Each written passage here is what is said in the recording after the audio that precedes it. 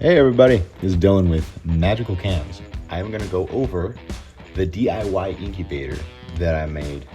This exo-terra incubator, or not this one, the other one that I've been using, wasn't working properly. I woke up on Friday morning and it was saying that it was 70, it said it was supposed to be 74, though these built-in thermometers don't actually work correctly. So I was advised to put a thermometer inside, and I go based off of what the two inside say. So the two that were inside the this other one right here were reading much lower. You know, it's really cold in the morning, so it was reading that cold temperature, basically telling me, hey, the heating element's not working. I bumped it up to 80. I bumped this guy up to 80.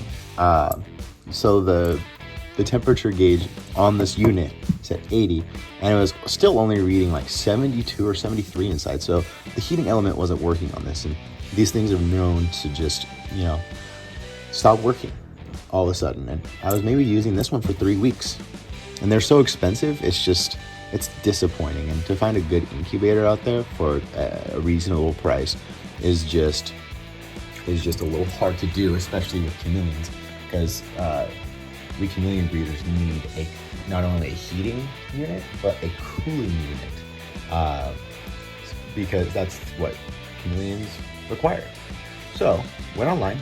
Well, I went on, I think, OfferUp or Let Go, and I bought this Cuisinart wine fridge for $40. So I was really skeptical that I was actually going to get a working unit from somebody that I didn't know, and then I wouldn't be able to return it. You know, I would have gotten scammed. Luckily, I brought it home. It was working. It was just really dirty, so I had to disinfect it. So I bought some things to turn this into an incubator. I've had this hooked up since Friday, and it's Monday now, so it's like 3 days. It's exciting because it looks like it's working. So essentially what I did was a lot of people will gut these for their reptiles. I didn't need to gut it because I need the cooling element. Like I said, the chameleons need a cooler environment. And you know, when it gets hot in the summer, I'm gonna really need that cooling element. You know, right now it's winter, so it's mostly just gonna use this heating pad at the bottom, which I've linked with a little computer fan so that they'll work at the same time.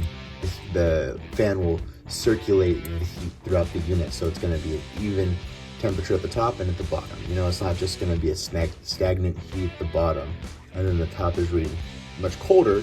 So by the time the top reaches 74, and the bottom is like 75 or 76, and then I'm going to have varying results and won't be able to know why.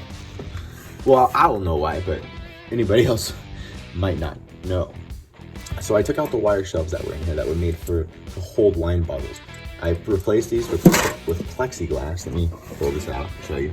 Now what's nice about these were like $4 at Home Depot, pre-cut to the size. So it was really nice. I didn't actually have to cut them on my own, though it's really easy if that's what you want to do. And then I bought this. I might say this company's name wrong. I bought it off Amazon, so they have a bunch of random companies, but it's like a Bayite temperature regulator. I set it to 74, and what this does is it allows a cooling element to be plugged in and a heating element to be plugged in. And what it does is you set it to a temperature. There's a probe that goes inside, sits in there, which you can see is in right here. And then what you do is, you say, okay, if it gets a half of a degree cooler than 74, or like a degree, however much you want to set, then you would need to turn on, this device needs to turn on the heating element. And then vice versa, if it's too hot, then the device needs to put on the cooling element. So right now it's 73.6 because I've been recording this video and had this open, obviously. And we never have this open this long, with the eggs in here. But it's exciting. It's working. It took me maybe like, what was that, 2 hours, because I had to forgot to plug in that little fan.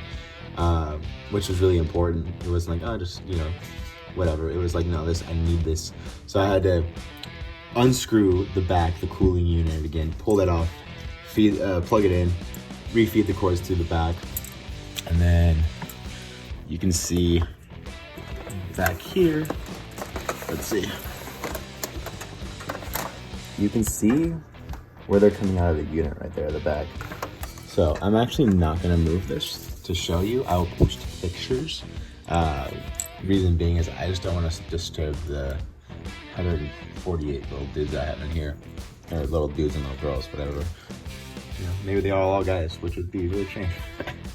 But yeah, anyway, so, let's look at our other thermometers. Okay, 73.9, which is a little 0.3 degrees lower, which is not that big of a deal to me.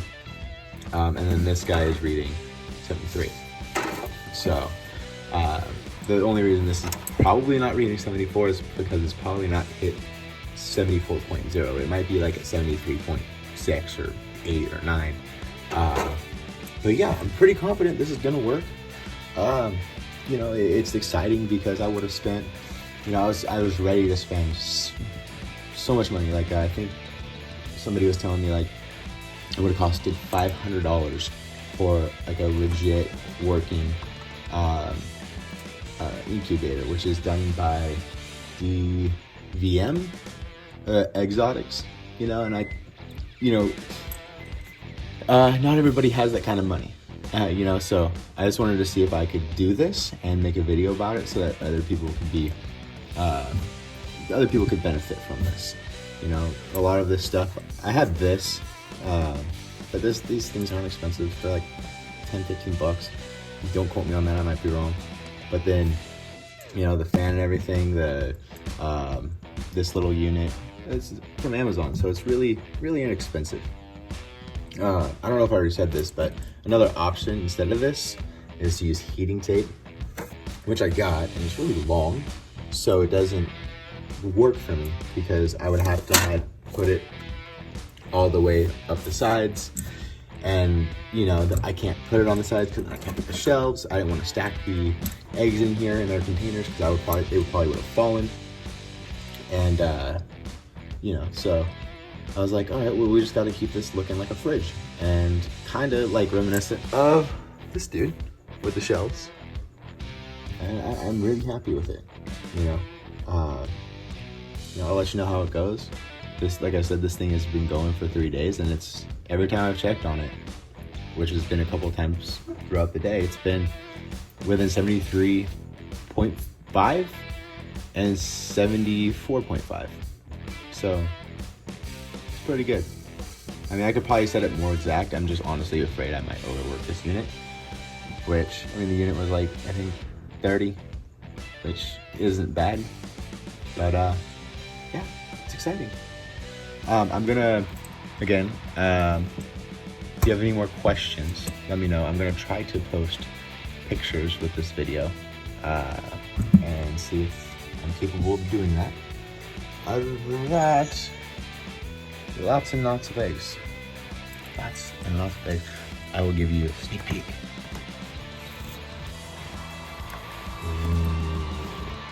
Chameleon eggs. Wow. Some eggs. So here's an update on my DIY incubator. It's been about a week, and this thing is working beautifully. I put a bunch of little eggs in here,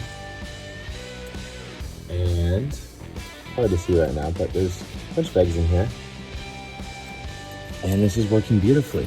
No complaints. I've been checking it every morning and every night, and it's staying at 74. I'm very pleased with this product. I would highly suggest it. And then, of course, I didn't mention this before, but make sure you put some sort of covering on the, on the window in here, so that light doesn't get in the incubator, because they need it as dark as possible. So yeah, everything's working great. Again, this cost me like about $100, and it fits more than half the eggs I have. So I really could just get rid of this incubator, this exo-terra one, and put all of my 150 eggs in here, but you know, no need. I just use both right now. Anyway, see you later.